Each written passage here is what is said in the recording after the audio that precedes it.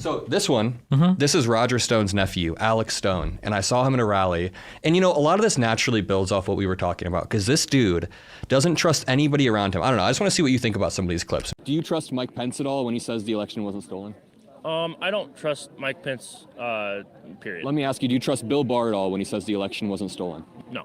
Do you trust Mark Meadows at all when he says the election wasn't stolen? No. You don't trust the 60 courts that Trump brought evidence to? No. So it makes me worry when every single court, every single institution, every single person in America that's not Donald Trump or Mike Lindell are lying to you. When you weigh the credibility of these people, do I believe every single institution, which sure, they're flawed, or do I trust Mike Lindell? Probably the institutions that are upholding our democracy, right? I would say that the institutions that are upholding our democracy aren't upholding our democracy. Expand on that. What we see is a rise of communism all over the United States. What's the definition of communism in your eyes? I don't have the definition of communism all over. I have the points, you know, what these things look like. I don't have the definition of it. Okay, that's part of a longer video, but this dude doesn't trust anything around him, right? That's crazy. And then I ask him it's crazy, right? And then I ask him what communism is, and he has no clue. And this is I mean, he's probably been indoctrinated by the Stone family, of course. You think? Yeah, but I mean, I have these conversations all the time, and that's always a train of questioning that I run them down, like, hey, do you trust this? Do you trust this? And it's a really perfect illustration because at the end, when I always end it, do you trust Donald Trump? They're like, oh yeah, of course.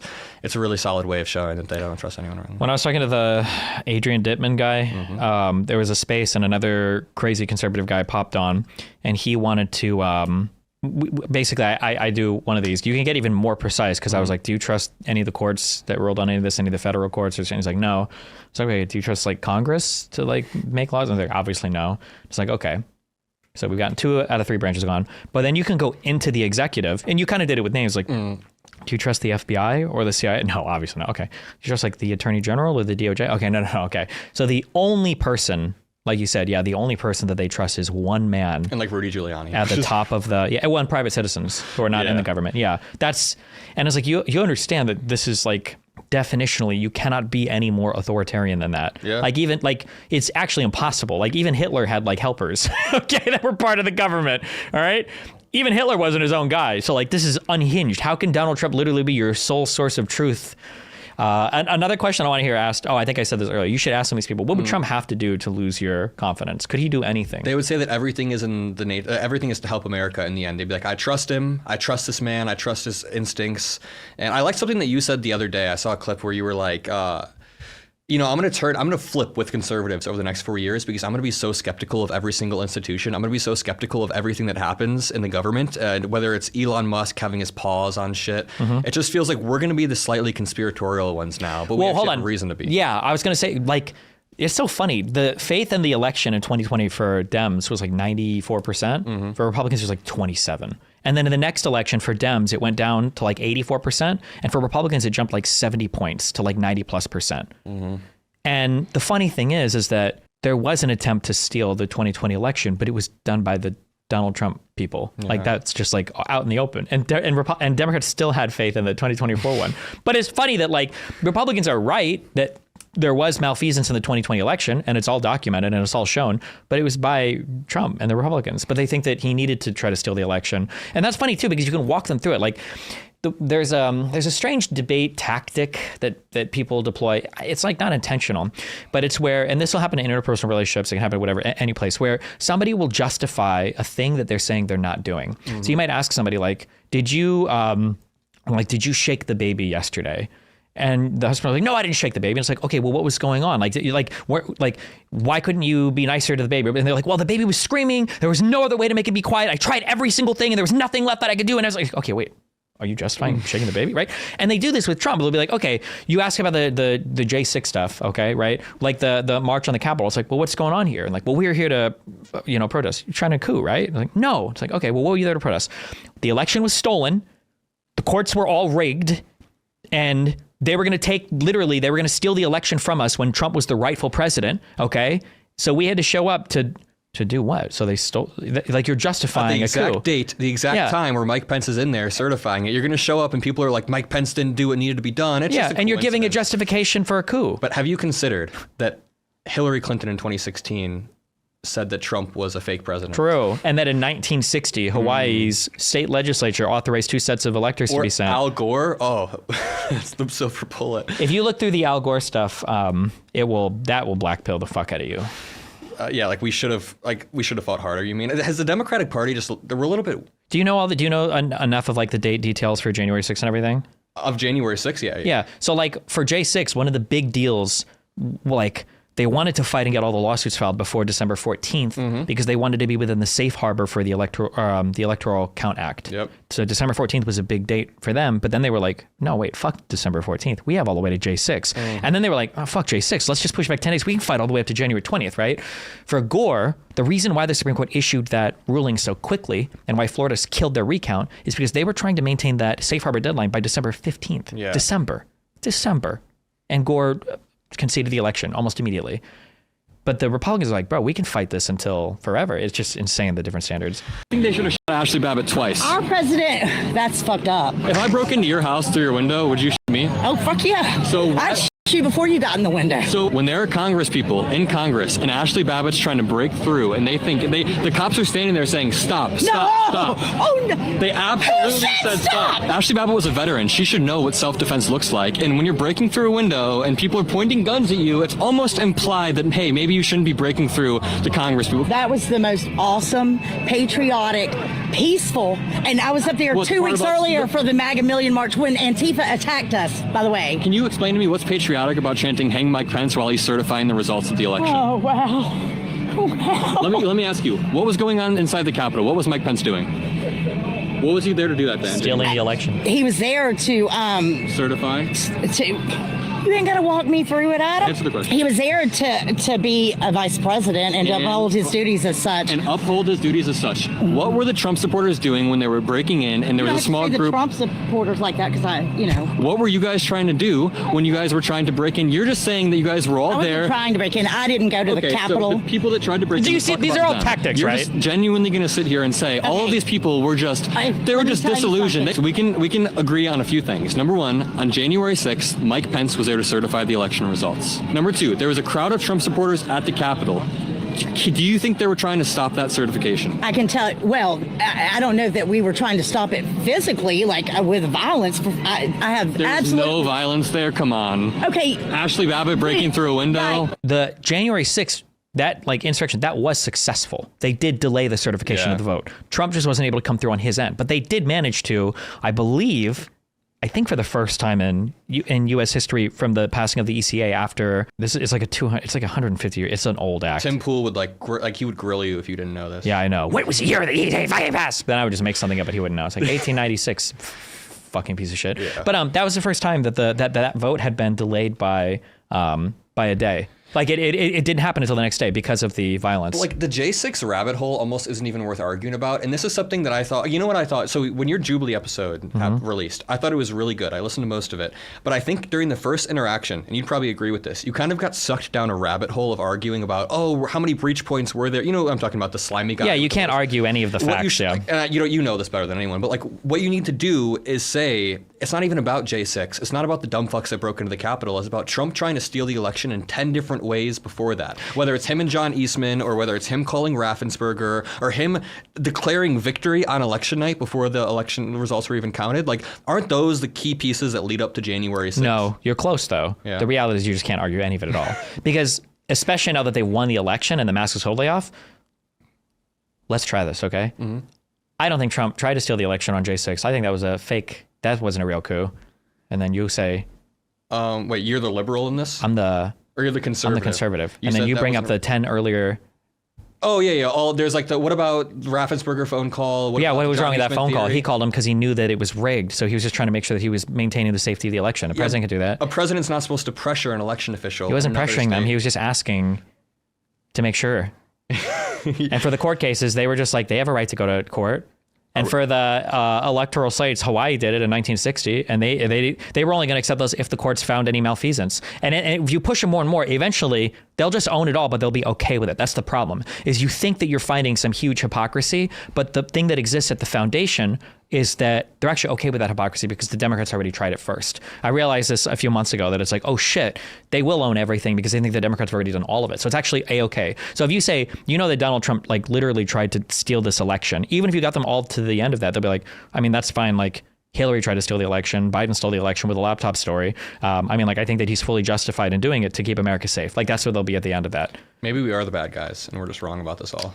Maybe, who knows? Think about that. We're Maybe, just the bad guys. True. Maybe we are the bad guys, and it's not the 12 billionaire fucking cabinet and the guy who has 80% vested in his new Trump coin that he's scamming his fucking followers with today. They're fighting for the working class. You don't get it. It's all for the working class. These are things that I do support, though. Where somebody craft me a tweet for that. I will support the fuck out of Trump coin. It's like I like anything that causes like direct harm to his followers or fans. I'm fully in support of. So I think Trump coin is a good thing to push.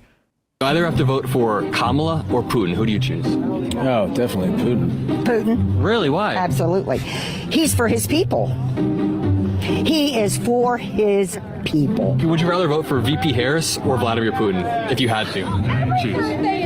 I would actually vote for Putin if I had to, for the simple reason, if you understand Marxism and communism, you can work within it. Yeah, Putin's values on family and on traditions and, protecting children. It almost sounds like, I'm not a pro-Putin guy. So you think the country would be better off under a rule like a Kim Jong-un or somebody or Vladimir Putin? Hey, I love Russia. You do? Why? Yeah, it's beautiful. The people are wonderful. I'm not a fan of Putin, but Kamala is for communism and taking our whole entire... It's going to be a tough one, but what's your definition of communism? I just want to know. I believe, it starts off great. I see how people can be attracted to it, like, oh, everybody's even. And Russia has always been the antithesis of what America stands for. I mean, Russia hates the West. They want to undermine our values. So what does Kamala Harris do that makes her worse than Putin? Genuine question. Because she's a socialist. It's almost like a trap. Once they get you trapped, you become one of their drones, and it leads to totalitarianism.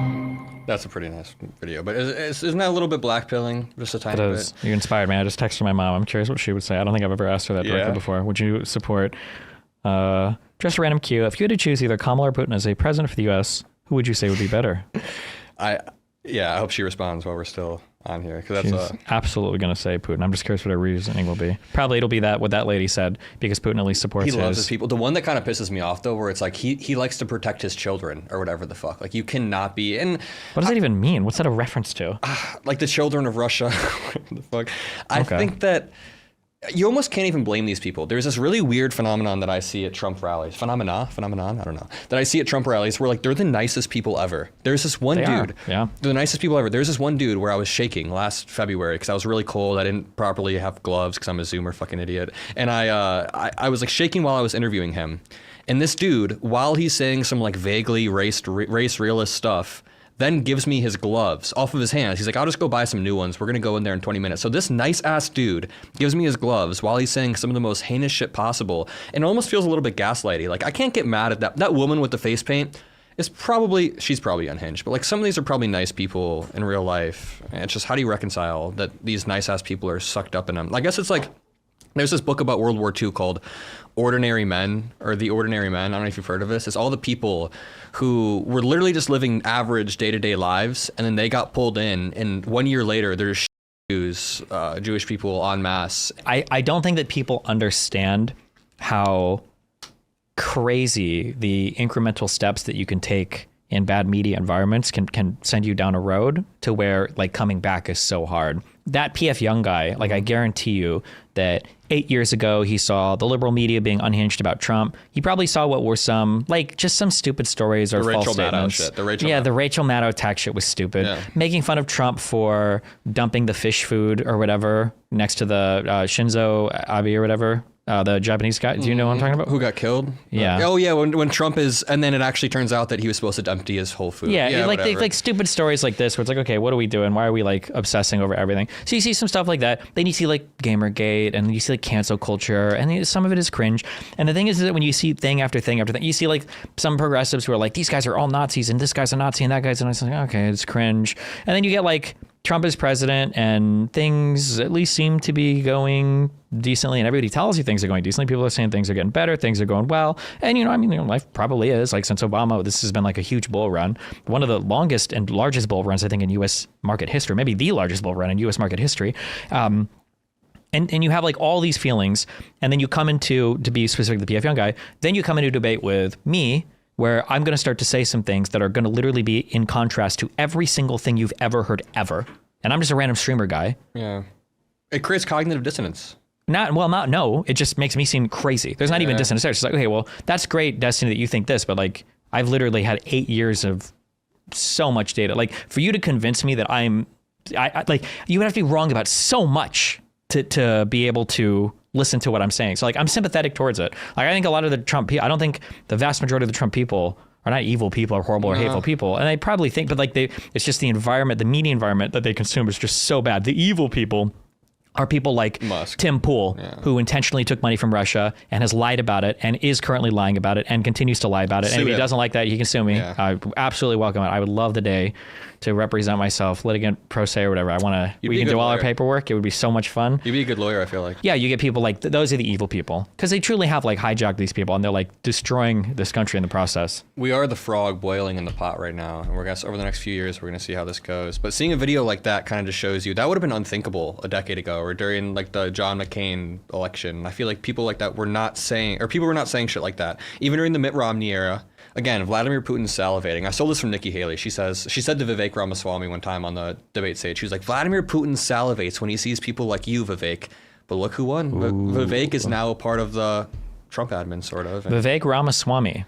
The name that every conservative seems like they can pronounce perfectly, despite the fact that none of them can say Kamala correctly. Isn't that kind of weird?